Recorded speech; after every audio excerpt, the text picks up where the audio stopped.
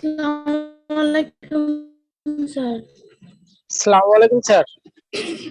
ওয়ালাইকুম সালাম। স্যার ভালো আছেন স্যার? আছি আলহামদুলিল্লাহ। আসসালামু আলাইকুম স্যার। ওয়ালাইকুম সালাম। আসসালামু আলাইকুম স্যার।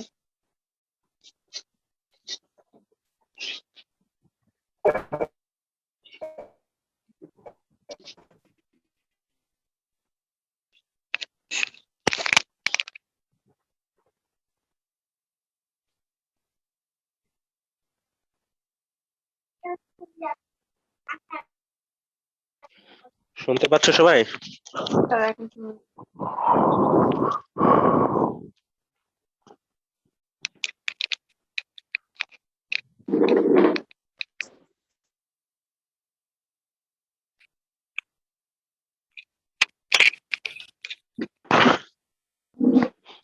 কথা শোনা যায় না স্পষ্ট? শোনা যাচ্ছে আচ্ছা। স্যার।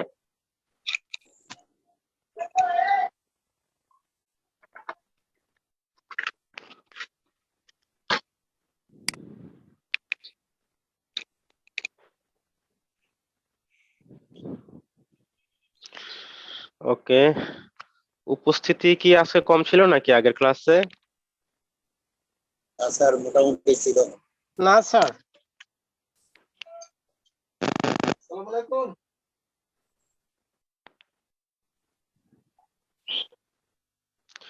পরীক্ষা কেমন হয়েছে সবার? আলহামদুলিল্লাহ স্যার।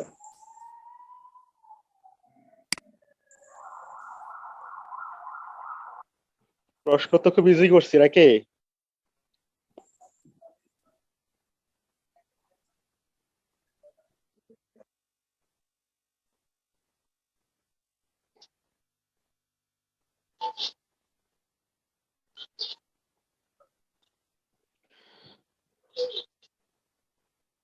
আজকে আমরা কাস্টোডিয়ান গার্ডিয়ানশিপ নিয়ে আলোচনা করব। এটা মিটা আমরা আগে শুরু করেছিলাম বোধহয়।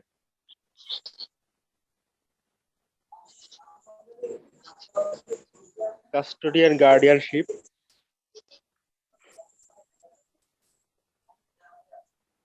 আমরা কোথায় এসে থামছিলাম, কেউ একটু মনে করে দিতে পারবা?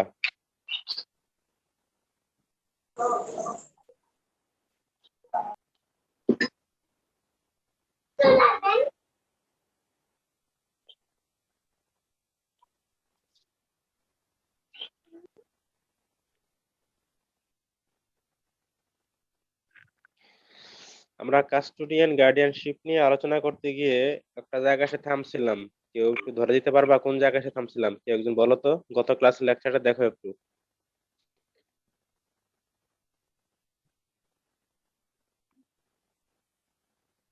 গত ক্লাসে তো অনেকেই ছিল, আজকের ক্লাসে যারা আছো।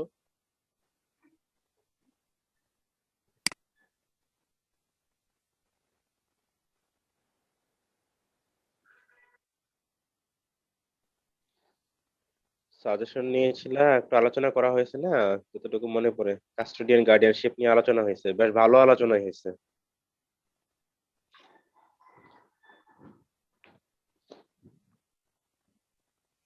তাহলে ক্লাস কেউ নোট করেনি এটাই ধরে নিলাম নাকি?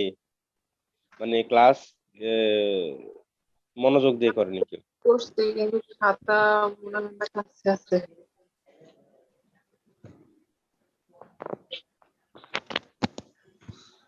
আমরা forums dealing with custodian guardianship matters,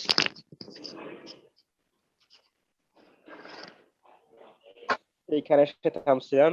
civil remedies, criminal remedies এবং কনস্টিটিউশনাল রেমেডিস, এই তিনটা বিষয় নক করেছিলাম গত ক্লাসে। এখানে এসে থামছিলাম।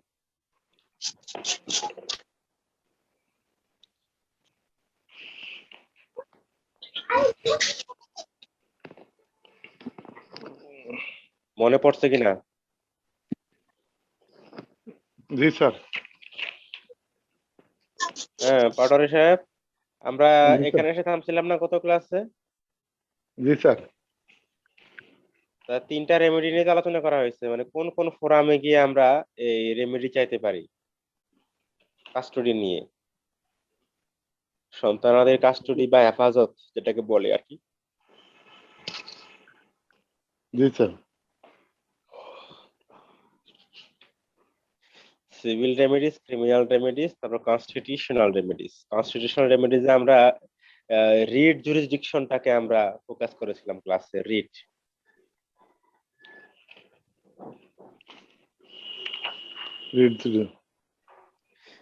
এবং একটা মামলার কথা বলছিলাম বোধহয়, আমি একটা মামলা রেফারেন্স দিয়েছিলাম। এই সবাই মনোযোগ দিয়ে ক্লাস করে না, এই জন্য কিছু মনে থাকে না কারো। কিডন্যাপিং এর মামলা হয়ে গেছিল, তাই না? ওই যে হাজবেন্ড ওয়াইফের মধ্যে ডিভোর্স হয়ে যাওয়ার পরে বাচ্চা ছিল মায়ের সাথে, এক আর্মি পার্সন পরে সে বাচ্চার মাকে না জানাইয়া গোপনে বাচ্চাকে নিয়ে গেছিল। পরবর্তীতে বাচ্চার মা হাইকোর্টে গিয়ে একটা রিট করেছিল, হেভিয়াস কর্পাস রিট করেছিল। হেভিয়াস কর্পাস করে হাইকোর্ট ডিভিশন ওই যে বাচ্চার বাবাকে রোল নিশি জারি করে বাচ্চাকে কোর্টে হাজির করার জন্য। কথা বোঝা গেছে? জি স্যার। দেন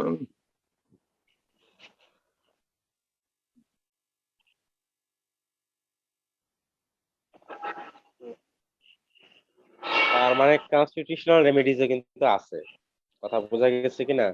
কারণ একটা বাচ্চাকে লালন পালন করার জন্য কিন্তু মাই সবচেয়ে উপযোগী। কথা বোঝা গেছে কিনা?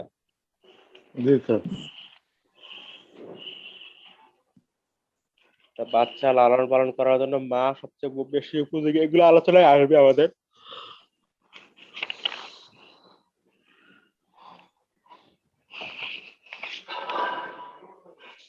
আজকে আমরা পড়বো আমাদের হাইকোর্টের কিছু রুলিংস আছে, কিছু মামলা আছে। Best practices regarding custody laid down by the high courts, best practices regarding custody. একটু খাতায় টুকে রাখতে হবে পয়েন্টটা। Best practices regarding custody laid down by the high court. Best practices regarding custody.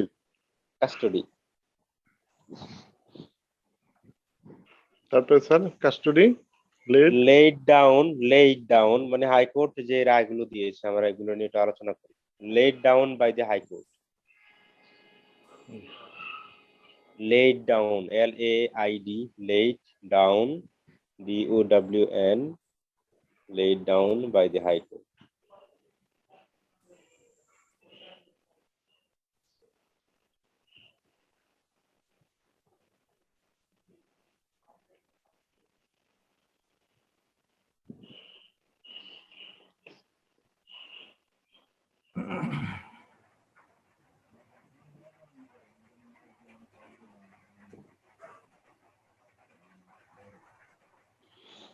তাহলে আমরা আজকে হাইকোর্ট কি কি রায় দিয়েছে এবং এখানে কাস্টডি নিয়ে কি কি কথা বলা আছে, আমরা এগুলো নিয়ে আজকে একটু আলোচনা করব যতটুকু সময় পাই আর কি। কাস্টডি শব্দটা কি সবাই বুঝতে পারছেন? কাস্টডি অভিভাবকত্ব, নিরাপত্তা। কাস্টডি মানে অভিভাবকত্ব না, কাস্টডি হচ্ছে হেফাজত। গার্ডিয়ানশিপ এবং কাস্টডি দুইটাই কিন্তু ভিন্ন জিনিস। কাস্টডির প্রশ্নটা আসে কিন্তু হাজবেন্ড ওয়াইফের যখন সেপারেশন হয়ে যায় বা ডিভোর্স হয়ে যায়।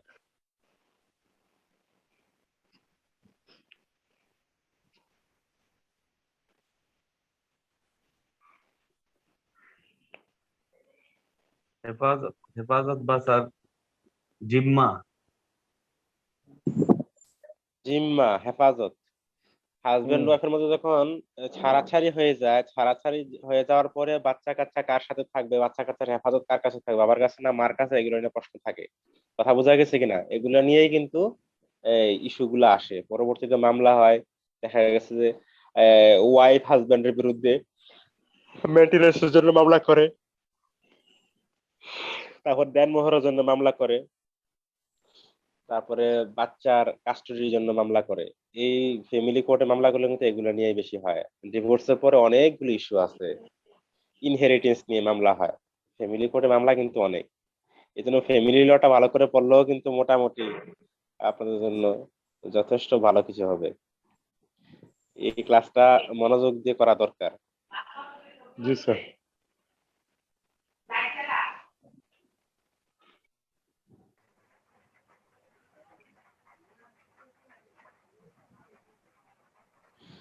তাহলে কাস্টডি এবং গার্ডিয়ানশিপ দুইটা ভিন্ন জিনিস, এই দুইটা বিষয় কি বুঝতে পারছেন? কাস্টডি গার্ডিয়ানশিপ আর টু ডিস্টিংক্ট প্রিন্সিপাল। যেমন বাচ্চা মায়ের কাস্টডিতে থাকলে বাবার কিন্তু গার্ডিয়ানশিপ কন্টিনিউ করে, বাবা কিন্তু বাচ্চার কিন্তু ভরণ পোষণ দেয়া লাগবে, মেইনটেনেন্স দেয়া লাগবে। ডিভোর্স হয়ে গেছে হাজবেন্ড ওয়াইফের, বাচ্চা ওয়াইফের সাথে আছে, বাচ্চা তার মায়ের সাথে আছে।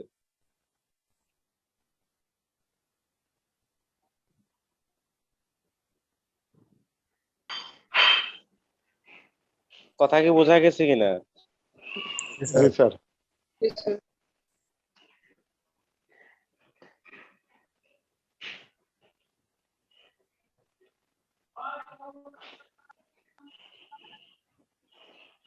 যেমন কি বললাম যেন, ডিভোর্সের পরে যে ইস্যুগুলো আসে এর মধ্যে কাস্টডিটা কিন্তু মায়ের সাথে থাকে, কারণ একটা বাচ্চাকে লালন পালন করার জন্য আমরা জানি কি এই 7 বছর পর্যন্ত ছেলে বাচ্চাদের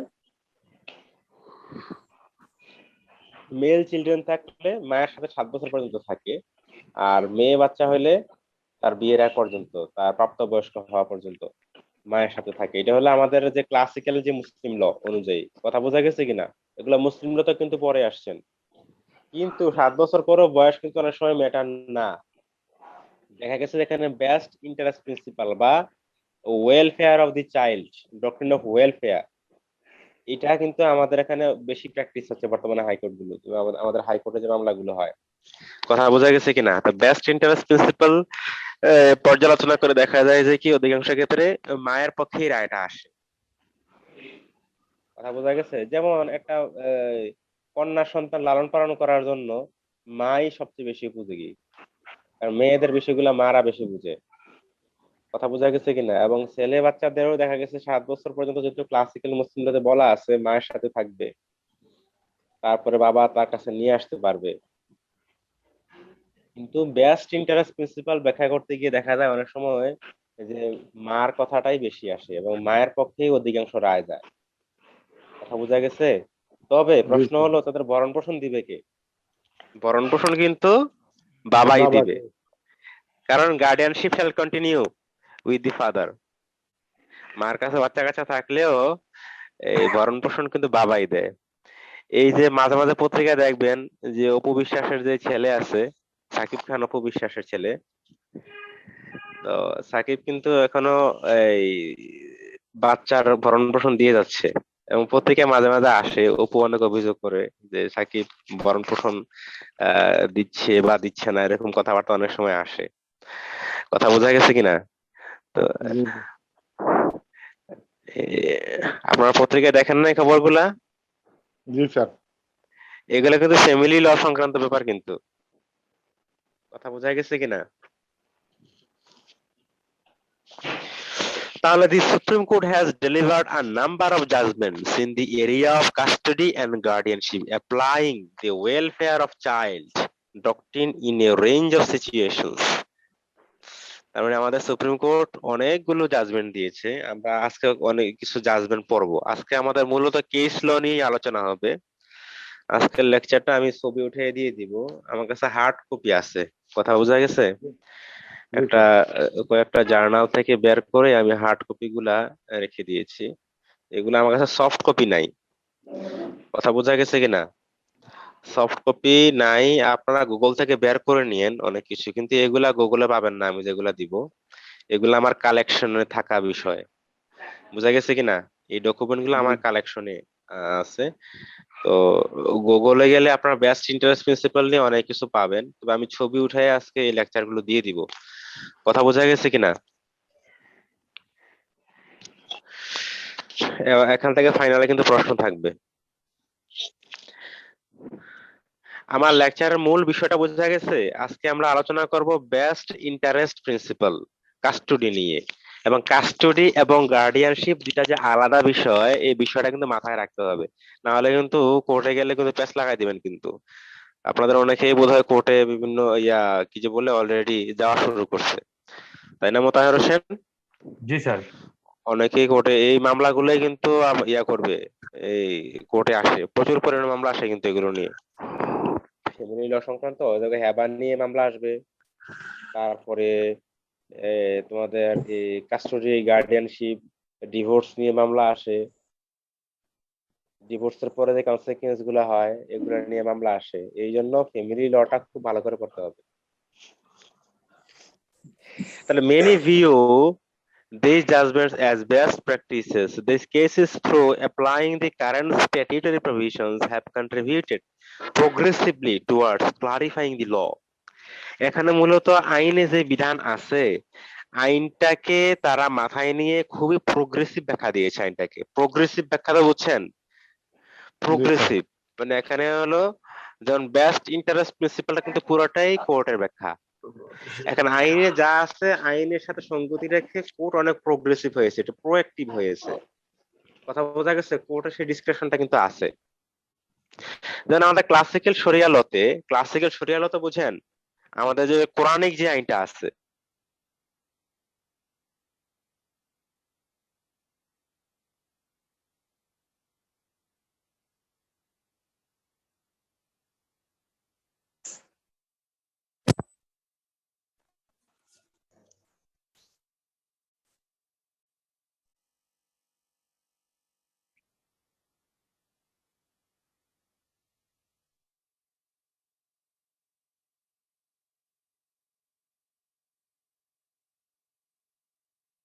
স্যার লাইনে নাই স্যার, মানে আউট অফ কন্টাক্ট।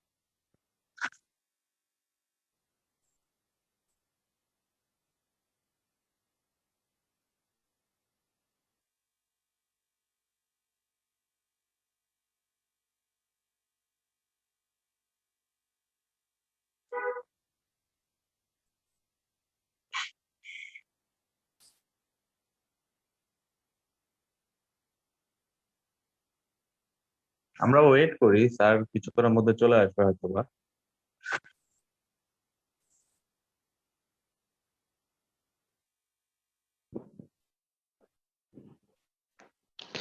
সবাইকে শুনতে পাচ্ছেন? জি স্যার। এই ডিসকানেক্ট হয়ে গেছে, সবাই মিউট করে রাখতে হবে কিন্তু সাউন্ড হচ্ছে। সবাই কি বুঝতে পারতেছে আমার কথা?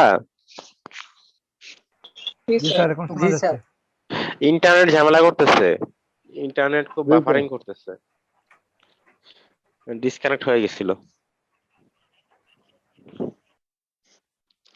আমি কি যেন বলতেছিলাম, যে ক্লাসিক্যাল শরিয়া লটা বলতেছিলাম, যে কাস্টডি কিন্তু ছেলে হলে 7 বছর আর মেয়ে হলে এই প্রাপ্তবয়স্ক মানে আনটিল হার পিউবার্টি মার কাছে থাকবে। কিন্তু আমরা যে জাজমেন্ট গুলো এখন দেখবো, এই জাজমেন্ট গুলোতে কিন্তু আবার দেখবো যে কোর্ট খুব প্রোগ্রেসিভ ব্যাখ্যা দিচ্ছে। দেখছে যে আসলে বয়স অনেক সময় ম্যাটার না, বয়স অনেক সময় ম্যাটার না, তখন কোর্ট বাস্তবতার নিরিখে বিবেচনা করে দেখছে কি যে একটা বাচ্চা বাবার কাছে গেলে সে বাচ্চা হয়তো মানুষ হবে না, সে বাচ্চা মানুষের মতো মানুষ হবে না, কারণ দেখা গেছে যে বাবারা অনেক ব্যস্ত থাকে, সময় দিতে পারে না। হ্যাঁ, বাবারা দেখা যায় যে আত্মম্ভরিতা দেখাতে গিয়ে বা একটু বাবারা কি হয়, একটু প্রভাব খাটাতে গিয়ে বাচ্চাদেরকে মার কাছ থেকে করে নিয়ে আসে, ছিনাইয়া নিয়ে আসে। ছিনাইয়া নিয়ে আসা পর্যন্ত তার কাজ শেষ, পরবর্তীতে ওই বাচ্চাটা যে কিভাবে মানুষ করবে ওই ধরনের সাপোর্টটা সে হয়তো বাবার কাছ থেকে পায় না। আবার অনেক বাবা দেখা যায় যে কি, যে ড্রিঙ্কস করে বা মাদকাসক্ত, এরকম সিচুয়েশনও কিন্তু হয়। তো এরকম আমরা মামলাগুলো পরে এগুলো দেখছি, আমরা মামলাগুলো পড়লে আরো ক্লিয়ার হবে এখানে, কথা বোঝা গেছে কিনা? তো এই জন্য দেখা যায় যে কি অনেক সময় মায়ের কাছেই বাচ্চাদেরকে রাখে। এখানে বেস্ট ইন্টারেস্ট প্রিন্সিপালটাই কোর্ট খুবই প্রোগ্রেসিভলি বা একটা প্রগতিশীল দৃষ্টিভঙ্গি দিয়ে ব্যাখ্যা করে। তো দেখা যায় মায়ের পক্ষেই অধিকাংশ ক্ষেত্রে রায় চলে আসে।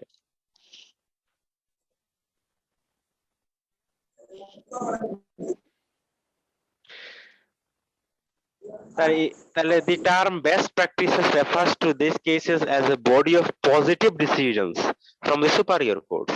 Best practices বলতে আমরা বুঝবো কি এখানে কিছু পজিটিভ ডিসিশন দিচ্ছে court. The key contribution of these cases to the jurisprudence is perhaps their negotiation of the tension between secular general law and the religious personal laws applicable in the area. এখানে আমাদের যে secular যে ল আছে আরটা হলো কি আমাদের classical যে শরিয়া ল আছে, এই দুইটার মধ্যে এক ধরনের কি যে নেগোসিয়েশন বা একটা প্রোগ্রেসিভ ব্যাখ্যা করা হয়েছে। As highlighted in the previous section, courts are required to apply the welfare doctrine in custody and guardianship cases, keeping the minor's best interest in mind. তাহলে কোর্ট এখানে রায় দিয়েছে মাইনরের বেস্ট ইন্টারেস্ট যেই প্রিন্সিপালটাকে মাথায় নিয়ে। But such a determination is linked to other considerations as such as the age, sex, and importantly the religion of the minor. তবে এই progressive যে দৃষ্টিভঙ্গি কোর্ট ধারণ করে তার পিছনে আরো কিছু বিবেচনা ছিল। বিবেচনা হচ্ছে বাচ্চার বয়স, তার জেন্ডার এবং তার ধর্ম, বাচ্চার ধর্ম। Among these factors, the consideration of minor's religion, that is, the personal law applicable to her or him, plays a central role in the matter. The religion factor is of central importance as it influences the other two factors as well, namely the age and sex rules, as in the case of child who is Muslim. The best practice cases on custody and guardianship, the key feature of these cases as well, we see it lies in their critical engagement with earlier more orthodox interpretation of the personal law and their departure in certain cases from such positions in order to prioritize children's welfare. দেখা গেছে অনেক previous ডিসিশনকেও court bypass করে নতুন করে decision দিয়েছে। কেন দিয়েছে সেটা? মাইনরের ওয়েলফেয়ার বা কল্যাণের যে বিষয়টা চিন্তা করে। কথা বোঝা গেছে কি? দেখা গেছে একটা সময়ে কোর্ট ওই যে ক্লাসিক্যাল শরিয়া ল থেকে বের হতেই চায়নি, কিন্তু এখন তো আমাদের কালচার পরিবর্তন হচ্ছে, যুগ পরিবর্তন হচ্ছে, তাই না? মানুষের খাদ্যাভ্যাস পরিবর্তন হচ্ছে, আচরণ পরিবর্তন হচ্ছে, তো যার কারণে কি যুগের সাথে তাল মিলিয়ে কোর্টও একটু প্রোগ্রেসিভ হওয়া শুরু করেছে। আমার কথাটা কি বোঝা গেছে? একটা সময় ছিল কোর্ট যে ক্লাসিক্যাল শরিয়া ল থেকে বের হতে পারেনি, সে অনুযায়ী রায় দিত। আমরা এখানে কতগুলো বিষয় দেখাবো বেস্ট ইন্টারেস্ট প্রিন্সিপালটাকে ব্যাখ্যা করতে গিয়ে, যেখানে কোর্টের রায়গুলো আমরা দেখব। নাম্বার 1 যে পয়েন্ট আমি দেখবো, এখানে একটা কেস ল আমরা আলোচনা করব। কয়েকটা লাইন লেখেন। নাম্বার 1, বেস্ট ইন্টারেস্ট প্রিন্সিপালের যে প্রথম যে দৃষ্টান্তটা আমরা এখানে আলোচনা করব সেটা হলো where the personal law and the welfare doctrine is in conflict. যদি পার্সোনাল ল বলতে আমরা শরিয়া লকেই বুঝাবো। এখানে পার্সোনাল ল বলতে আমরা শরিয়া লটাকেই বুঝাবো। পার্সোনাল ল এবং ওয়েলফেয়ার ডক্ট্রিন যদি পরস্পর কনফ্লিক্ট করে, কনফ্লিক্ট মানে কি, দুইটা যদি বিপরীতমুখী হয়, তাহলে এটা কোন লটা প্রাধান্য পাবে, পার্সোনাল ল নাকি ওয়েলফেয়ার ডক্ট্রিন? কি মনে হয়?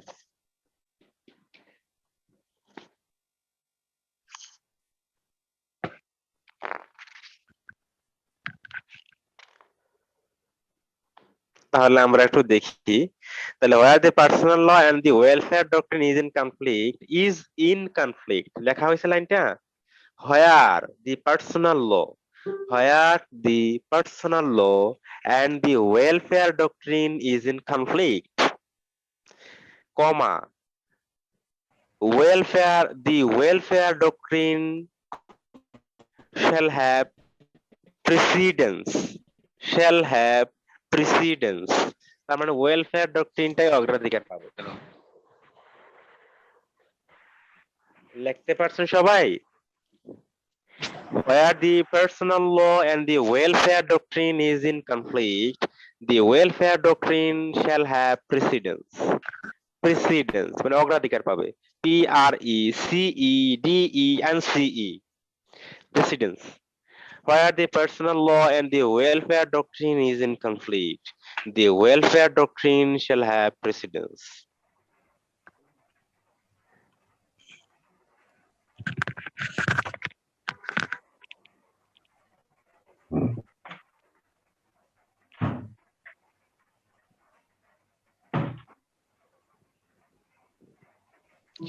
কথা কি বোঝা গেছে? এই পয়েন্টটা লিখলেই হবে।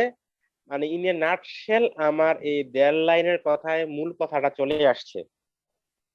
আমি সামারি করে দিলাম। আমি এখন এখানে এই যে একটা ডিসকাশনে যাব, ডিসকাশনে যাওয়ার আগে আমি এই 1.5 লাইনে এটা ক্লিয়ার করে দিছি। আমার কথা হলো যেখানে পার্সোনাল ল এবং ওয়েলফেয়ার ডক্ট্রিন কমপ্লিট করবে সেখানে ওয়েলফেয়ার ডক্ট্রিনটাই অগ্রাধিকার পাবে। তার মানে ওয়েলফেয়ার ডক্ট্রিন শ্যাল প্রিভেইল। এতটুকু লিখলেই হবে, বাকিটা আমি ছবি উঠে পাঠিয়ে দিচ্ছি, হ্যাঁ। এবং এটাকে আরো সুন্দর করে নোট করার জন্য তোমরা গুগলে সার্চ দিলে অনেক আর্টিকেল পেয়ে যাবে, এটার উপরে অনেক আর্টিকেল চলে আসবে। তোমরা তো অনেক ভাগ্যবান। আমাদের সময় কিন্তু আমাদের সময় বলতে আমরা তো খুব বেশি আগে পাশ করিনি। তো আমরা কিন্তু এত ডকুমেন্ট পাইনি গুগলে। এখন যত কিছু পাওয়া যায়, এখন অনেক কিছু পাওয়া যায়। তাহলে it is clear from earlier discussions that welfare issues are determined according to the personal law applicable to the minor. What would happen if upholding orthodox position under personal law were to conflict with the minor's welfare? যদি মাইনরস ওয়েলফেয়ারের সাথে personal লটা conflict করে তাহলে এটা কনসিকুয়েন্সটা কি হবে? The court's interpretation of the applicable law in Ayesha Khanam versus major Sabbir Ahmed, গত ক্লাসে আমি রেফারেন্সটা দিয়েছিলাম। আয়েশা খানম ভার্সেস মেজর সাব্বির আহমেদ, এই মামলাটা আমরা দেখবো। এটা 26 ডিএলআর, এটা 26 ডিএলআর এর মামলা। Ayesha Khanam versus major Sabbir Ahmed, AYESHA Ayesha Khanam, KHANAM Khanam versus major MAJUR major Sabbir Ahmed, Sabbir SABBIR লেখা হয়েছে। আয়েশা খানম ভার্সেস মেজর সাব্বির আহমেদ, এটা 26 ডিএলআর এর মামলা। তোমরা ডিএলআর যদি খোঁজো, যারা কোর্টে যাও, একটু ডিএলআর গুলো দেখতে পারো। Ayesha Khanam versus major Sabbir Ahmed 26 DLR এর মামলা। পেজ নাম্বারটা একটু দেখি।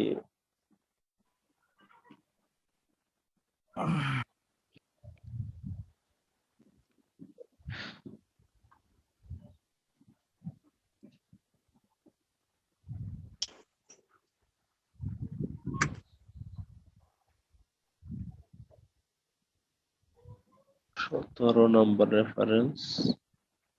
আচ্ছা, এটা তোমরা 13 বিএলডি তে দেখতে পারো, 13 বিএলডি তে দেখতে পারো, 186 নাম্বার পেজ। 13 বিএলডি তে দেখো, 26 ডিএলআর ও আছে, 13 বিএলডি তেও আছে। 186 নাম্বার পেজে দেখো, বুঝতে পারছো? 13 বিএলডি মানে 13 বিএলডি, 13 বিএলডি 186 পেজ, 186 186 186 13 বিএলডি দেখতে পারো, হ্যাঁ। এটা 26 ডিএলআর আছে, আমার যতটুকু মনে পড়ে। আমি বোধহয় 26 ডিএলআর থেকে মামলাটা পড়ছিলাম। তোমরা 13 বিএলডি দেখো। আমার কাছে যে কালেকশনটা আছে এখানে রেফারেন্সটা দেয়া আছে 13 বিএলডি। আমার 26 ডিএলআর পেজ নাম্বারটা মনে নাই, সম্ভবত 300 কত যেন, 349 বা 339 হয়তো বা। তোমরা 13 বিএলডি তে পেয়ে গেলে তো ভালো, আর না হয় তোমরা একটু ইয়াতে দেখে নিও, 26 ডিএলআর দেখে নিও, 26 ডিএলআর দেখে নিও। তবে 13 বিএলডি পেয়ে গেলে তো ভালো। আয়েশা খানম ভার্সেস মেজর সাব্বির আহমেদ, ওই মামলায় the court made an important contribution in clarifying policy priorities. এখানে কোর্ট একটা খুব নতুন ইনোভেশন নিয়ে আসছিল। The case involves a petition under Article 102, Clause 2, Subclause B1 of the Constitution. এটা হেবিয়াস কর্পাস রিড করছিল আর কি। কোর্ট এখানে কনস্টিটিউশনে আর্টিকেল 102 ক্লজ 2 ব্র্যাকেটে B Roman 1 102 clause 2 B Roman 1 of the Constitution. The petitioner of this writ petition and the respondent on 1 were married and had a child. এটা হলো একজন সেনাবাহিনীর major, তার বিয়ে করেছিল ঢাকা ইউনিভার্সিটির ইংলিশ ডিপার্টমেন্টের এক মেয়ে, আয়েশা খানম। কথা বোঝা গেছে? তো জি বিয়ের স্যার। 1 বছরের মাথায় তাদের একটা বাচ্চা হয়েছিল। বাচ্চা হওয়ার পরে তাদের ডিভোর্স হয়ে যায়। কথা বোঝা গেছে? বাচ্চার 1 বছর বয়স হওয়ার পর পর আর কি। তো বিয়ে হয়ে যাওয়ার পরে ঘটনাটা মনে হয় বলছিলাম, এটা ওই যে ডিএলআর থেকে আমার পড়ছি, মনে আছে এখনো। কথা বোঝা গেছে? ডিটেলসে পড়ছিলাম, বাট আমার নোটে এখানে কিন্তু ওইরকম ভাবে ডিটেলসে নাই আমি যে কথাগুলো বলতেছি এখন। আহ, কথা বোঝা গেছে? তো ডিভোর্স হয়ে জি যাওয়ার স্যার। পরে, তো পরে এই তারা তো আলাদা হয়ে গেল। তো এখন 1 বছর 2 বছরের বাচ্চাদের ব্রেস্ট ফিডিং দিতে হয়। সাধারণত বাচ্চাদের 2.5 বছর পর্যন্ত ব্রেস্ট ফিডিং দিতে হয়। এটা তো সবাই জানেন মনে হয়, নাকি? জি স্যার। তো এই বাচ্চা তো মার কাছেই থাকবে সাধারণত। তো বাচ্চা একটু বড় হয়েছে, 2 বছর না 3 বছর। তো সেই বাচ্চার বাপ একদিন গিয়ে হঠাৎ করে মায়ের বাসা থেকে বাচ্চাকে না জানিয়ে নিয়ে গেছে। পরে তো বাচ্চার মা এবং বাচ্চার কি বলে মামার বাড়ির লোকজন খুব হয়রান হয়ে গেছে খুঁজতে খুঁজতে। পরবর্তীতে তারা ট্রেস করতে পারলো যে কি বাচ্চার বাবা এসে জোর করে নিয়ে গেছে বাচ্চাকে না জানাইয়া। বুঝা গেছে কিনা? তো পরে সে একটু পাওয়ার টাওয়ার দেখাইছে আর কি। তো তারা কোর্টে গিয়ে এটা রিড করে দিচ্ছে। রিড করার পরে এই এই সাধারণত ফ্যামিলি কোর্টে মামলা করলে হয়। কথা বোঝা গেছে কিনা? তো কিন্তু যেহেতু উঠাই নিয়ে গেছে, উঠাই নিয়ে যাওয়াতে তারা হেভিয়াস কর্পাস রিট, হয়তো আইনজীবী একটু দূরদর্শী ছিল, সে এটা হাইকোর্টে নিয়ে গিয়ে একটা বড় ধরনের একটা রেভলিউশন ঘটাই দিছে আর কি। কথা বোঝা গেছে কিনা? জি স্যার। হ্যাঁ, এটা হলো এটা মামলার প্রেক্ষাপটটা বললাম আমি। বুঝতে পারছেন? আপনারা যদি যাদের ইন্টারেস্ট আছে, তবে আমার ক্লাসে ইন্টারেস্টেড পোলাপান খুব কম, স্টুডেন্ট খুব কম। এই মামলাগুলো ডিটেইলসে পড়লে আপনারা অনেক কিছু জানতে পারতেন। মামলাগুলো ডিটেইলসে যদি কেউ পড়তো এ টু জেড, মানে অনেক শার্প হওয়ার সুযোগ আছে কিন্তু। কথা বোঝা গেছে কিনা?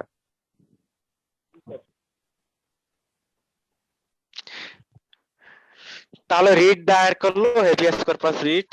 দেখা গেল যখন respondent the child had been living with his mother since birth at the maternal grandfather's home, মানে নানার বাড়িতে, maternal grandfather's home.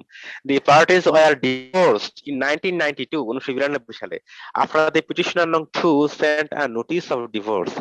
In December 1992, when the mother went to collect her son from school, she discovered that her child was taken away by her former husband. কথা বোঝা গেছে? বাচ্চাকে স্কুলে পাঠাইছে আর কি। ও স্কুল থেকে নিয়ে গেছে, বাসা থেকে না, স্কুল থেকে নিয়ে গেছে। The petitioner attempted to reach an amicable solution by contacting the respondent's family members but failed. এখানে বাচ্চার মা এই তার ফর্মার হাজবেন্ড, প্রিভিয়াস হাজবেন্ড, বুঝা গেছে, ওনাদের ফ্যামিলির সাথে তারা একটা এমিকেবল সলিউশনে যাওয়ার চেষ্টা করেছিল। মানে they tried the level best to reach a amicable solution to the problem. কথাবার্তা বলে, হ্যাঁ, একটা ফ্রেন্ডলি একটা সমাধানে যাওয়ার চেষ্টা করা হয়েছিল, বাট তারা ফেল করেছে। আমার কথা কি বোঝা গেছে? শুরুতেই তারা কিন্তু কোর্টে যায় নাই। শুরুতেই কিন্তু বাচ্চার কি বলে মায়ের পক্ষ বা নানার পক্ষ তারা কোর্টে যায় নাই। কোর্টে না গিয়ে তারা একটু এমিকেবল সলিউশন বা ফ্যামিলি পর্যায়ে আলোচনা করে এটা সমাধান করতে চেয়েছিল, কিন্তু এটা পারে নাই শেষ পর্যন্ত। বোঝা গেছে কিনা? জি স্যার। পরবর্তীতে বাধ্য হয়ে তারা হাইকোর্টে যায় এবং the high court directed the son to be handed over to the mother and allowed the father visit rights only. The court in its judgment made a very important observation. তখন কোর্ট এটা কি করেছে, জাজমেন্টের ডিটেইলসে যদি পড়েন, আমি শুধু অবজারভেশনটা এখানে বলে দেব 2 লাইনে। তো কোর্ট কিন্তু এখানে সলিউশনটা করছে এইভাবে যে বাচ্চা মার কাছেই থাকবে এবং বাবাকে অর্ডার করছে, ডিরেকশন দিছে যে বাচ্চাকে মার কাছে হ্যান্ড ওভার করে দেয়া হোক। আর বাবা কি করবে, সপ্তাহে 1 দিন তার বাচ্চাকে দেখতে পারবে, সপ্তাহে 1 দিন। কথা বোঝা গেছে কিনা? জি স্যার। সপ্তাহে 1 দিন দেখতে পারবে, ভিজিট করতে পারবে। বোঝা গেছে কিনা? তবে ব্যাকগ্রাউন্ডে অনেক কথা আছে, হয়তো এমন হইতে পারে মা হয়তো বাবার সাথে বাচ্চাকে দেখাই করতে দেয় নাই, এরকমও কিন্তু হয়। বুঝা গেছে? তো হয়তো এমন একটা কনফ্লিক্ট তৈরি হয়েছে যে, কারণ একটা বাবা তার ছোট মাসুম বাচ্চাকে দেখার জন্য আবেগ অনুভূতি থাকতেই পারে, তাই না? আবেগ অনুভূতি থাকবেই। এখন যদি মা যদি দেখতে না দেয়, হ্যাঁ, তো এই জন্য কোর্ট তার ডিসক্রিপশন অ্যাপ্লাই করে বলছে কি বাচ্চা মার কাছেই থাকবে, কারণ এখানে ওয়েলফেয়ার ডক্ট্রিন, এটা বাচ্চা মানুষ করার জন্য কি মায়ের অবদান বা এটা বেশি, কারণ বাবারা সবসময় সময় দিতে পারে না। তখনকার প্রেক্ষাপটে বা এখনকার তো আমাদের যে বাঙালি কালচার, মায়েরাই তো বাচ্চা কাচ্চা লালন পালন করে, যদিও কালচারে পরিবর্তন আসছে, এখন মায়েরাও চাকরি বাকরি করে। কথা বোঝা গেছে কিনা? তাহলে একটু অবজারভেশনটা একটু লিখে রাখেন। কোর্ট যে রায়টা দিছে, কোর্ট বলছে কি the personal law and the welfare doctrine is not in conflict here, and even if there is the personal law and the welfare doctrine মানে কি কল্যাণকর যে মতবাদ, the personal law and the welfare doctrine is not in conflict here মানে কি এই মামলায়, and even if there is any conflict the welfare doctrine would have precedence। তাহলে পার্সোনাল ল ওয়েলফেয়ার ডক্ট্রিনের মধ্যে কোনো কনফ্লিক্ট নাই, এই মামলাতে কোর্ট এই অবজারভেশন দিছে, কোনো কনফ্লিক্ট নাই। এবং কোর্ট এটা আরো পরিষ্কার করে বলছে, আরো এমফাসিস দিয়ে বলছে, যদি কনফ্লিক্ট থাকেও কিছুই করার নাই, ওয়েলফেয়ার ডক্ট্রিনটাই প্রায়োরিটি পাবে। আমার কথা কি বোঝা গেছে? The personal law and the welfare doctrine is not in conflict here মানে এই মামলায়, even if there is any conflict as such, comma the welfare doctrine would have precedence। তাহলে আমরা পরের মামলায় যাই।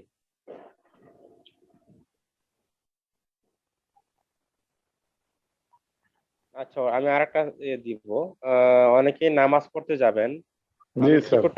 আমি কি টাইম নিতে পারি আর একটু? এই সময়টা আমি খুব অড টাইমে পেয়ে গেছি, কারণ ফ্যামিলি ল আলোচনা করতে গেলে অনেক মানে ডিসকাশন থেকে যায়। স্যার আরেকটা সেশন নিয়ে 10-15-20 মিনিট।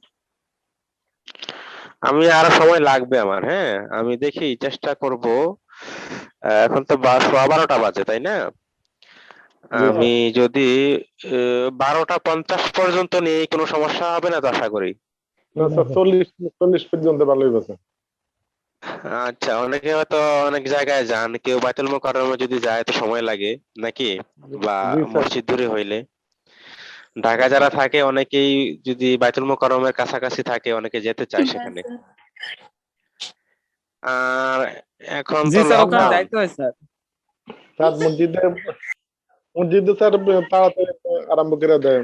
আচ্ছা, আমরা খুচরা আলোচনা না করে আমরা আলোচনা কন্টিনিউ করি। হ্যাঁ, আমি বুঝতে পারি সেন্টিমেন্ট, যেহেতু আমিও নামাজ পড়ি, আমিও নামাজ পড়ি যেহেতু, এটা আমি করবো আর কি। দেখি 12টা 40-50 পর্যন্ত নিবো আর কি, হ্যাঁ যতটুকু পারি।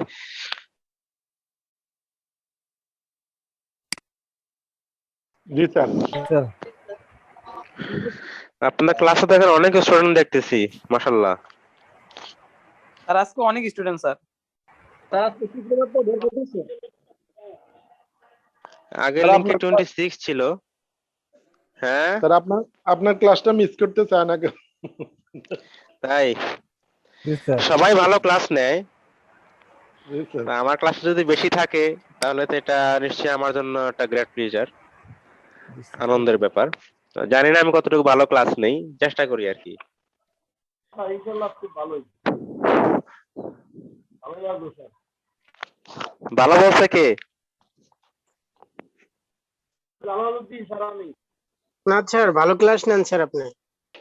তাই স্যার বুঝতে পারি বেশি স্যার আমরা। Thank you.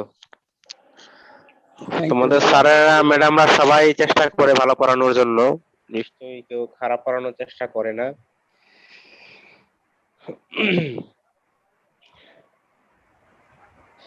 ওকে, আমরা দ্বিতীয় আরেকটা বিষয় আলোচনা করব, আরেকটা কেস ল।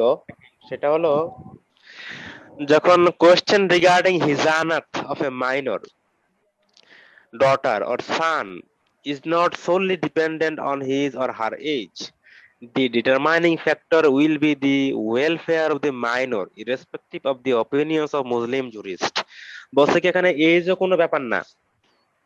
যদি এজ নিয়ে কোনো প্রশ্ন ওঠে, যেমন ক্লাসিক্যাল শরিয়াতে বলছে কি যে মাইনর যে ডটাররা থাকবে প্রাপ্তবয়স্ক পর্যন্ত, মার কাছে থাকবে, পরবর্তীতে বাবা তাকে ইয়া করতে পারবে, তার কাস্টডিতে নিয়ে নিতে পারবে। কিন্তু ক্ষেত্রভেদে সার্কামস্ট্যান্স অনুযায়ী, পরিবেশ পরিস্থিতির প্রেক্ষাপটে অনেক সময় এই যদি মনে করো যে প্রাপ্তবয়স্ক হয়েও যায়, তাও মায়ের কাছে রাখার পক্ষে কোর্ট রায় দিয়েছে। এরকম একটা মামলার কথা আমরা এখন বলবো।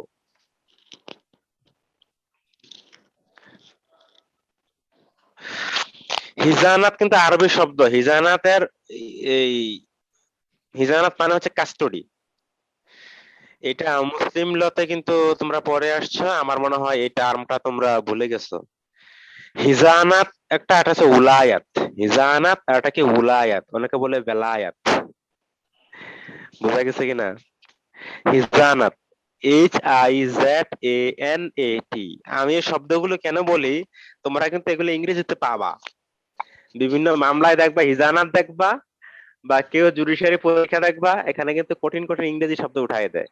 কথা বোঝা গেছে? তো এগুলা বাংলা জানতে হয়। হিজানাত শব্দটা এই জন্য লিখে রাখো। হিজানাত মানে কি কাস্টডি। কাস্টডি মানে কি হেফাজত বা জিম্মা। Question regarding hizanat of a minor daughter or son. Question regarding কয়েকটা লাইন লিখো। Question regarding hizanat of a minor daughter or son is not solely SOLELY solely মানে পুরোপুরি আর কি, বা completely dependent on his or her age. এটা বয়সের উপর নির্ভরশীল নয়। মানে কাস্টডিটা এই মাইনর সান অর ডটারের জন্য কি এটা কোনো বিবেচ্য বিষয় না। মূল বিবেচ্য বিষয়টা কি? দি ডিটারমাইনিং ফ্যাক্টর মানে বিবেচ্য বিষয়টা হচ্ছে will be the welfare of the minor irrespective of the opinions of Muslim jurist. মানে মুসলিম জুরিস্টরা যাই বলুক না কেন, বা কিতাবে যাই থাকুক না কেন, কাগজে কলমে, অনেক সময় বয়স বা সেক্স কিনা কাস্টডি নির্ধারণের জন্য যথেষ্ট নয়। আমার বাংলা কথাটা কি বোঝা গেছে? যদি ইংরেজিটাকে আমি বাংলা করি, আমি এটাই বলবো যে অনেক সময় কাস্টডি নির্ধারণ করার জন্য মাইনর ছেলে বা মেয়ের বয়স বা সেক্স যথেষ্ট না, এখানে পারিপার্শ্বিক পরিস্থিতিও দেখতে হবে। কথা বোঝা গেছে? এই পয়েন্টটা কি লেখা হয়েছে? Question regarding hizanat of a minor daughter or son is not solely or completely dependent on his or her age. তাহলে এখানে এজ কোনো ফ্যাক্টর না, কাস্টডি নির্ধারণের জন্য এজ ফ্যাক্টর না। এটা কেন বলা হলো? ক্লাসিক্যাল লতে কিন্তু বয়স বেঁধে দেয়া আছে, বয়স বাইন্ড করে দেয়া আছে। ছেলে হলে 7 বছর, মেয়ে হলে পিউবার্টি মানে প্রাপ্তবয়স্ক। কিন্তু কোর্টে যখন এই মামলাগুলো ওঠে, কোর্ট কিন্তু সার্কামস্টেন্সিয়াল যে ফ্যাক্টরস গুলো আছে সেগুলা কিন্তু ফোকাস করে, বাস্তবতা নিরিখেই তারা কিন্তু প্রোগ্রেসিভ জাজমেন্ট দেয়। তাহলে the determining factor will be the welfare of the minor irrespective of the opinions of Muslim jurists. তাহলে এখানে মূল ফ্যাক্টরটা হলো কি? Welfare doctrine. ওয়েলফেয়ার, কোর্ট এখানে দেখবেন ওয়েলফেয়ারটা কি। তাহলে ওয়েলফেয়ার নিশ্চয়ই শরিয়া লয়ের বাইরে না, কারণ শরিয়া ল কিন্তু সবসময় কি ওয়েলফেয়ার চায়, কল্যাণই চায়। কথা বোঝা গেছে? এবং এই ওয়েলফেয়ার ডক্ট্রিনটাকে মাথায় রাখলে কোর্ট বলে কি, যেখানে ওয়েলফেয়ার এবং শরিয়া ল কখনোই কনফ্লিক্টিং না। যদি apparently it may seem to us that where the Sharia law binds the age limit. এই জন্য previously the court interpreted the cases regarding custody within the periphery of the Sharia law bindings as per or in terms of age or sex. কথা বোঝা গেছে? তো previous মানে আগেকার দিনে court কি করতো, শরিয়া ল যে এজ লিমিট করে দিয়েছে ওইটার মধ্যে লিটারেলি সীমাবদ্ধ থাকতো, কিন্তু কোর্টের ডিসক্রিপশন কিন্তু দিন দিন কি হচ্ছে, পরিবর্তন হচ্ছে, প্রোগ্রেসিভ হচ্ছে, এবং কোর্ট এত কৌশলী ব্যাখ্যা দিচ্ছে। এখন দেখা যাচ্ছে কি শরিয়া ল 7 বছর বলছে, এখন দেখা গেছে বাবা মদ্যপান করে, হ্যাঁ, বাবা মনে করেন 12 ঘন্টা অফিস করে বা ব্যবসা করে। কথা বোঝা গেছে কিনা? এখন এই বাচ্চারা লালন পালন করবে কি, এই বাচ্চা মানুষ হবে কিভাবে? এই বাচ্চাটাকে তো মানুষের মতো মানুষ করতে হবে। কথা বোঝা গেছে কিনা? জি স্যার। তাহলে ওই চিন্তা থেকেই কিন্তু ওয়েলফেয়ার ডক্ট্রিনটা আবিষ্কার হয়েছে। আপনারা কি আমার কথা ধরতে পারছেন? তো এখানে যদিও, হ্যাঁ বলো।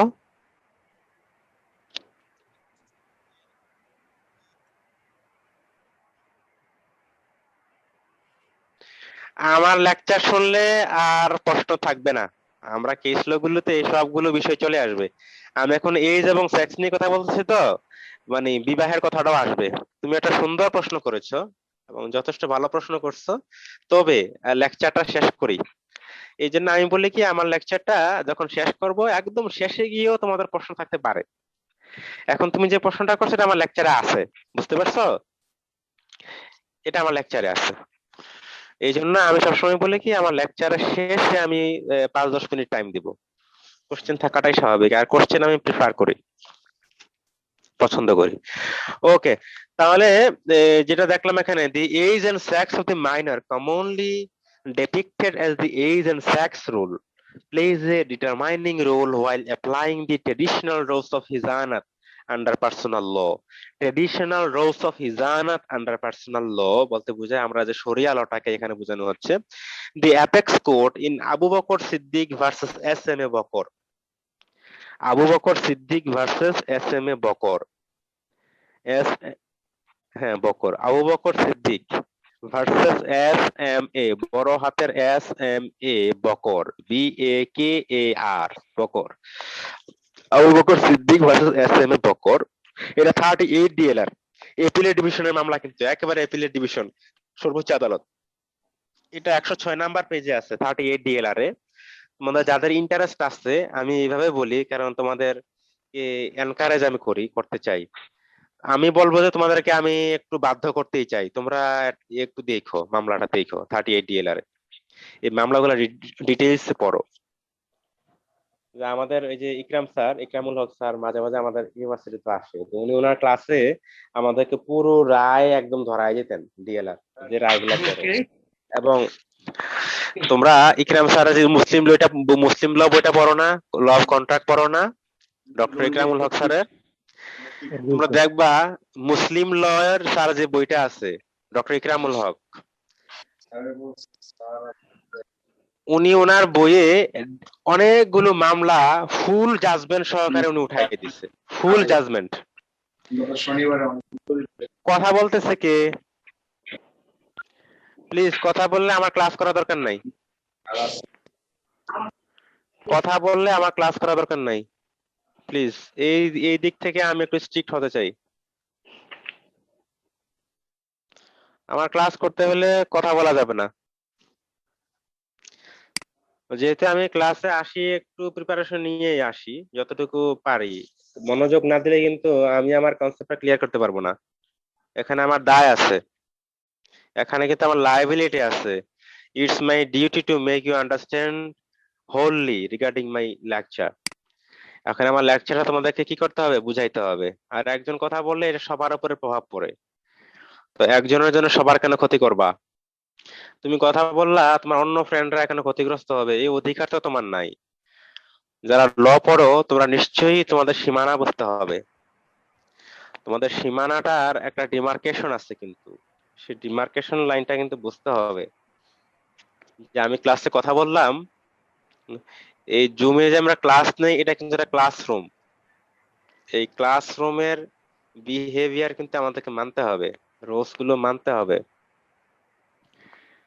তোমার স্বাধীনতা ততটুকু পর্যন্ত যতক্ষণ পর্যন্ত অন্যের স্বাধীনতা ক্ষতিগ্রস্ত না হয়, এই বিষয়টা মাথায় রাখবা।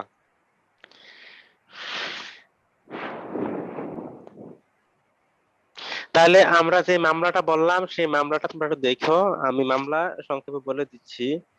এই মামলায় the court observed that the question of hizanat, also pronounced as hizanat, of minors is not solely dependent on their age or sex, but on considerations of their welfare as the determining factor. এখানে court এই sex এবং age মানে বয়স এবং লিঙ্গকে মানে বিবেচ্য বিষয় হিসেবে এখানে কল্পনা করছেন, ওয়েলফেয়ার নীতিটা মাথায় নিয়ে। In this case, the father appellant filed an application under Section 25 of the Guardians and Wards Act in the court of the district judge for custody of his minor son aged 8 years. এখানে বাবা 8 বছর মানে 7 বছর অতিক্রম করার পরে এই তার ছেলেকে তার কাছে ফেরত চাইছে মায়ের কাছ থেকে। কথা কি বোঝা গেছে? 8 বছর বয়সী, কারণ আমি কিন্তু আগেই বলে দিচ্ছি শরিয়া আদালতে বলছে 7 বছর পর্যন্ত ছেলে বাচ্চারা মার কাছে থাকবে। Okay, he had married the mother who was a doctor. মা ছিল ডাক্তার, ডাক্তার একজন মেয়ে বিয়ে করছিল। Upon getting a job in Saudi Arabia, the mother left the minor with the appellant.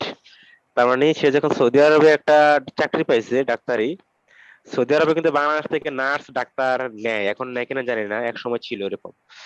কথা বোঝা গেছে কিনা?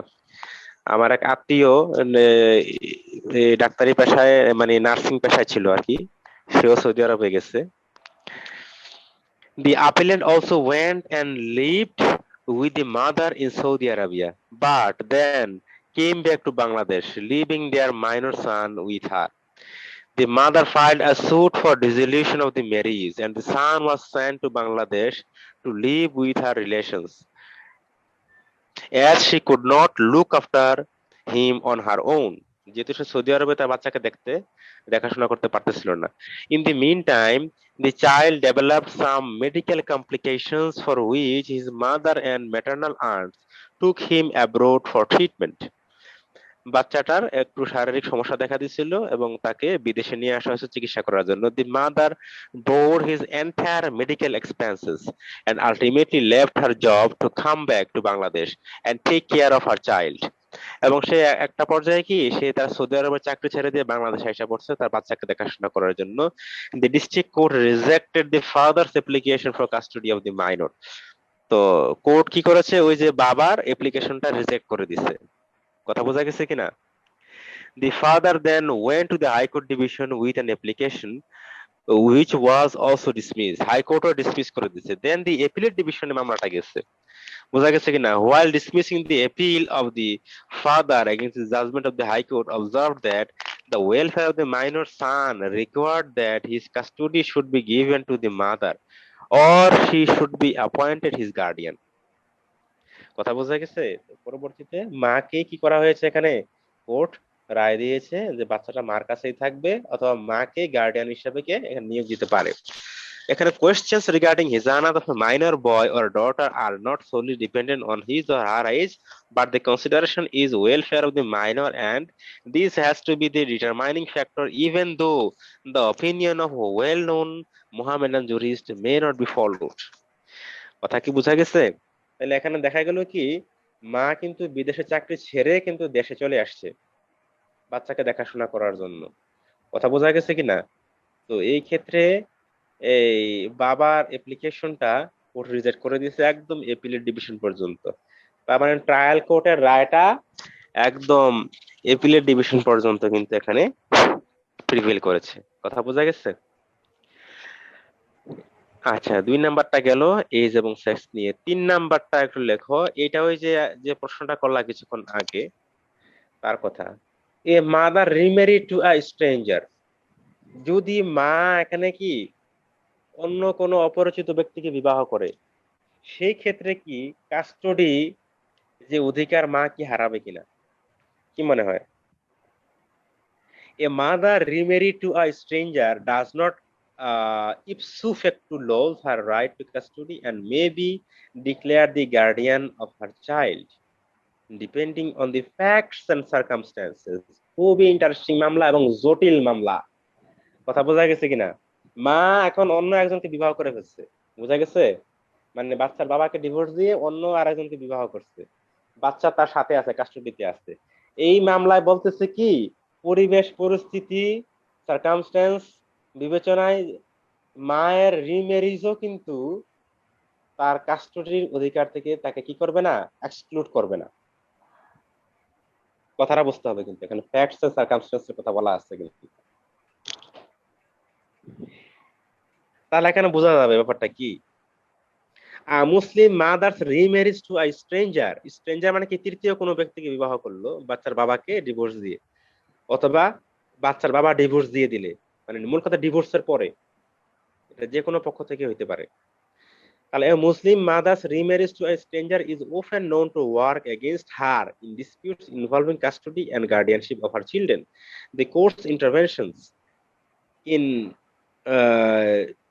such best practice cases have to clarify the legal position on this disputed issue. It is now established that a mother remarried to a stranger does not automatically lose her right to custody of her children and can also be declared the guardian of her children depending on the facts and circumstances of individual cases. এখানে কিছু মামলা আছে। একটা মামলা হলো Zohra Begum versus মাইমুনা Khatun. Zohra Begum, JOHARA, Zohra Begum versus মাইমুনা খাতুন।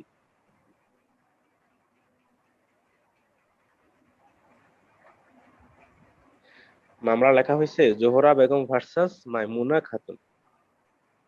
হ্যাঁ, মাইমুনা খাতুন, মাইমুনা, MAIMUNA, Maimuna Khatun, KHATUN। Zohra Begum versus Maimuna Khatun. An appeal before the High Court Division had arisen out of the order of the additional district judge appointing the paternal grandmother. Paternal grandmother মানে দাদি, এক কথায় দাদি। দাদি মামলা করছিল আর কি, as guardian of the person and property of the minor. হ্যাঁ, the appellant was the mother of the minor and the respondent was the mother-in-law. তো মামলাটা করছিল ট্রায়াল কোর্টে মূলত দাদি, এখন হাই কোর্টে আপিল করতে হলো কি, মা। বুঝা গেছে কিনা? এখানে অ্যাপিলেন্ট হলো মা আর রেসপন্ডেন্ট হলো কি, mother-in-law of the appellant. When the mother remarried the child's paternal grandmother,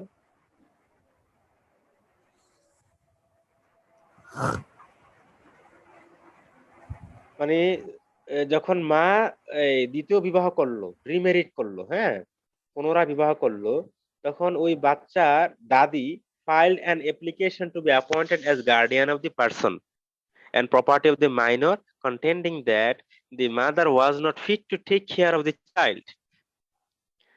দাদি কি করলো, যখন বাচ্চার মা পুনরায় বিবাহ করলো, বিবাহ করার পরে দাদি এখন কোর্টে গিয়ে গার্ডিয়ানশিপের জন্য মামলা করলো, গার্ডিয়ানশিপ পাওয়ার জন্য। কথা বোঝা গেছে? গার্ডিয়ানশিপ পাওয়ার জন্য দাবি করলো কি, যেহেতু বাচ্চার মা পুনরায় বিবাহ করে ফেলছে, তার মানে she is no more fit to take care of the child. যেহেতু অন্য সংসারে চলে গেছে, সেই বাচ্চাটাকে লালন পালন করার জন্য ফিট না। The High Court Division allowed the appeal, modifying the order of the district judge, appointing the appellant as the guardian of the person of the minor and the respondent as a guardian of the property of the minor, and held under Mohammedan law, having regard to how the minor's welfare and interest will be protected, a table has been given according to which preference would go first to the mother if she is not otherwise disqualified.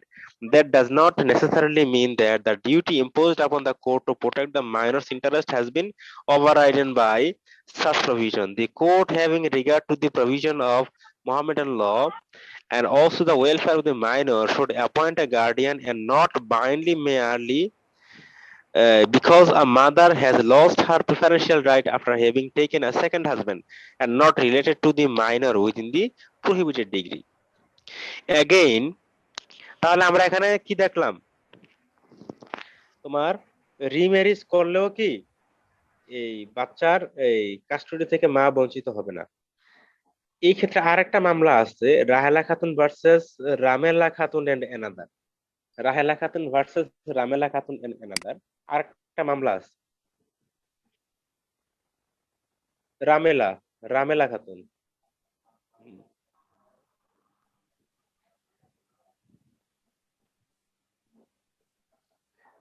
আমরা বোধহয় lecture শেষ করে দিতে হবে। আমি পুরোপুরি শেষ করতে পারবো না আজকে। এই লেকচারটা আগামী ক্লাসও একটু আলোচনা করতে হবে। হুম।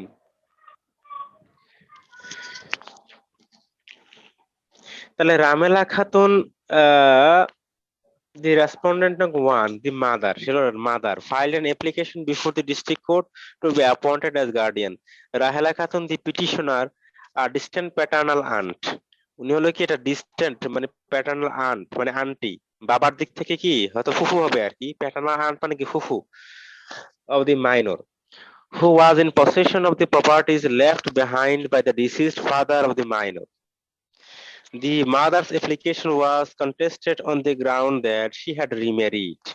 এখানে সম্পত্তির ব্যাপার স্যাপার আছে, কথা বোঝা গেছে। বাচ্চার বাপ মারা গেছে, তো মারা যাওয়ার পরে এখন বাচ্চার যে প্রপার্টি আছে, বাবা মারা গেলে কি উত্তরাধিকার সূত্রে সে সম্পত্তি পায়। এখন ফুফু এখানে বাচ্চা এবং বাচ্চার প্রপার্টির গার্ডিয়ান হিসেবে নিজেকে ঘোষণা করার জন্য মামলা করছে। এখানে গ্রাউন্ড দেখাইছে কি মা পুনরায় বিবাহ করে ফেলছে।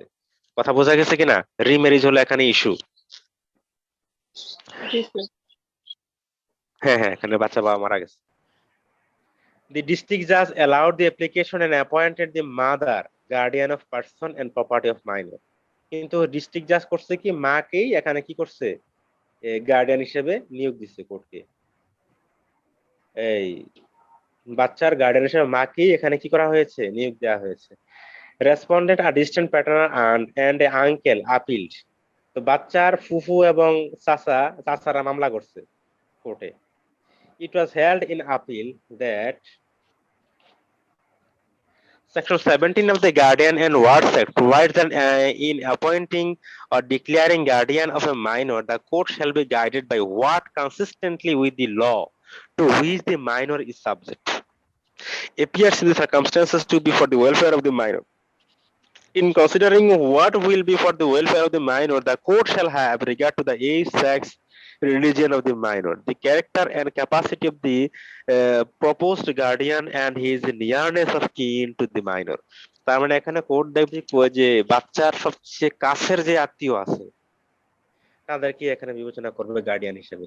Since the marriage of a female with a stranger does not annul her right absolutely to the custody of the minor, appointment of a female who marries a stranger as the guardian of the minor under the provision of the Guardians and Wards Act would be quite consistent with the personal law of the Muslim minor, provided the female in question is found to be the best of all persons to whose charge care of the minor may be given.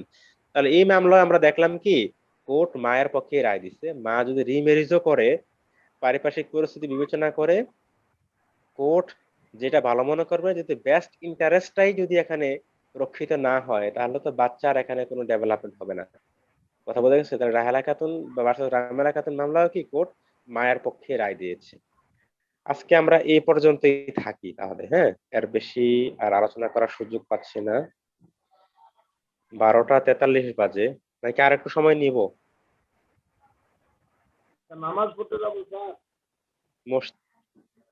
Sir আজকে আর না সবাই করি আমরা, sir ওই ইয়েটা দিয়ে দেন sir, আমাদের lecture শিটটা দিয়ে দিলে আমরা বাকিটা দেখে নেব স্যার।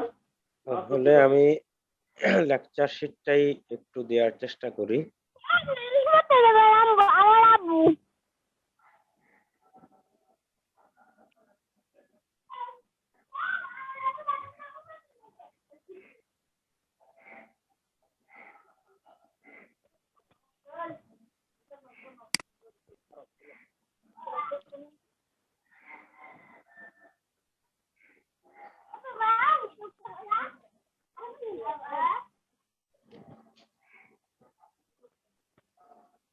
খালা মাস্ক পরেন না, দেশের অবস্থা ভালো না।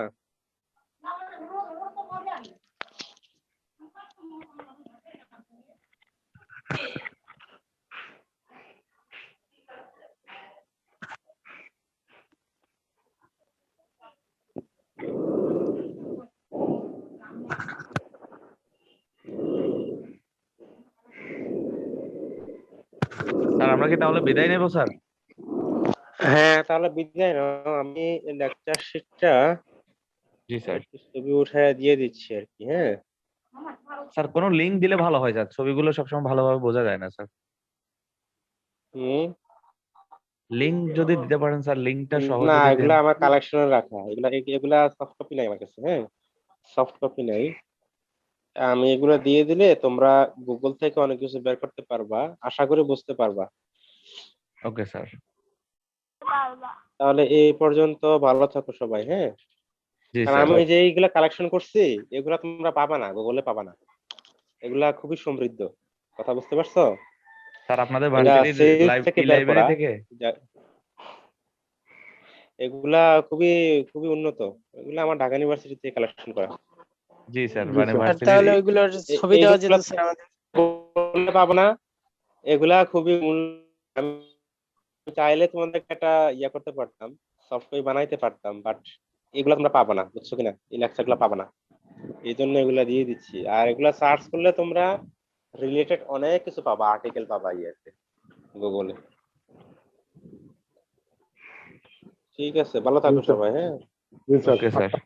ওয়ালাইকুম সালাম। আর আসসালামু আর আলাইকুম একটা স্যার। কথা, এখন কিন্তু কোভিড এর অবস্থা ভালো না, তোমরা কিন্তু ঘর থেকে বের না হওয়ার চেষ্টা করবা, একান্ত বাধ্য না হইলে। কথা বুঝতে পারছো? দেশের পরিস্থিতি আমার কাছে ভালো মনে হচ্ছে না, কথা বোঝা গেছে? তো এই জি জন্য স্যার। অ্যাজ এ টিচার এখানে আমার গার্ডিয়ানশীল ভূমিকা থাকা উচিত। সবাই সবার জন্য দোয়া করবেন, আমরা যেন সবাই সুস্থ থাকি, ভালো থাকি। আজকে আমার ইনশাআল্লাহ। 1 বছর সিনিয়র এক বড় ভাইয়ের বাবা বাবা মারা গিয়ে, সিনিয়র বড় ভাই ঢাকা ইউনিভার্সিটির, খুবই একজন পতিতদশা আইনজীবী। কথা বোঝা গেছে? এবং যথেষ্ট শক্ত সামর্থ্য মানুষই মনে হইলো। উনি মনে করো যে এই ডেল্টা ভেরিয়েন্টে আক্রান্ত হয়ে আজকে মারা গেছে 6:30টায়। কথা বুঝতে পারছো সবাই? জি স্যার। এই জন্য কেউ ওই যে বাহাদুরি দেখিয়ে রাস্তাঘাটে নেমে এই বাহাদুরি দেখানোর কোনো দরকার নাই। আমি কি বুঝাইতে পারছি? জি জি স্যার। স্যার। সবাই ভালো থাকবেন, সুস্থ থাকবেন। ওকে। জি স্যার। আসসালামু আসসালামু আলাইকুম। আলাইকুম।